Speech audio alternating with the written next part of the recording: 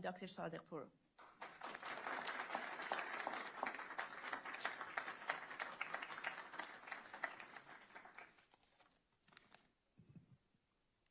Thank you all for being here. I want to again also join the rest of the folks who spoke here today.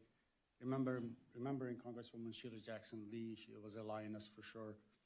And her memory lives in our hearts and minds, and certainly, hopefully, it rings in our actions going forward, both in supporting what's right inside this country, but also fighting for those who can't speak for themselves elsewhere in the world. Before I mention a few thoughts about House Resolution 1144, some of the speakers today spoke of the regime in Iran as being an evil entity. I think the free world has not yet gotten grasped, not sensed fully what this regime has done and continues to do to the Iranian people. And certainly we see the extension of that outside of Iran as well. But before I give you nuts and bolts of this resolution, I want to share a personal story. Evil in modern times is not sensed. I was 13 years old in the streets of a small city in northern Iran. One morning I walk outside in the street and I see blood running from one of the houses. It's coming from my best friend's house. His name was Hassan. I did not know what it was and why it was. So I left, went back home. I got scared. A few hours later, I saw a lot of commotion inside that house. And then I went outside, peeked outside. There were lots going on. That day passed. It wasn't until some 20 plus years later, in a balcony in Boston, Massachusetts, that my mom told me what had happened that day. It was the first 2 years of the Ayatollahs, end of the second year, I believe. A young 17-year-old supporters of Fadayan Khalq. They were not the MEK members, they were communists. But they were secular, freedom-seeking people. A 17-year-old young lady happened to be a relative of my neighbor. And my relative, my best friend's father, was the eldest in the family. And hence, the body of a young woman was brought to that house for proper washing and burial, and future burial.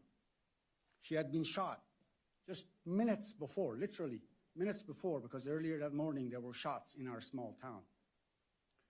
She had been shot and killed. But why would there be so much blood? There were physicians who spoke today. A bloodshot, somebody dies, bleeds somewhat, but unless you're blown apart, you do not bleed as such. But why so much blood streaming down the street? So I asked my mom that question. She has long passed. She said they had taken out her liver while she was alive.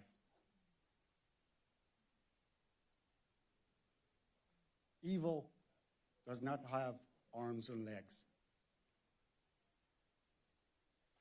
My best friend's father was a supporter of the IRGC, actually carried a gun, Kalashnikov, every night home, hunted down MEK supporters until that day.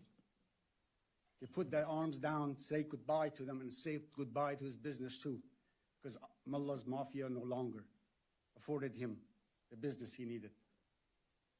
That said, the resolution before us, House Resolution 1144, the aim of this resolution is support the Iranian people's desire to end that evil. The Iranian people do not need money. The Iranian people do not need guns.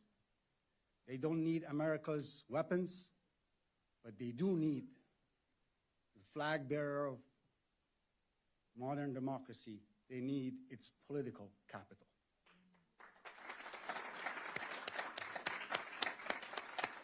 So it's my honor to have worked on this resolution with all of you, most of you, to have 12 chairmen of this body be among the co-sponsors of this legislation. There are 27 plus members of the Foreign Affairs Committee who are co-sponsors of this legislation. There are 12 members of the Select Committee on Intelligence who have co-sponsored this resolution.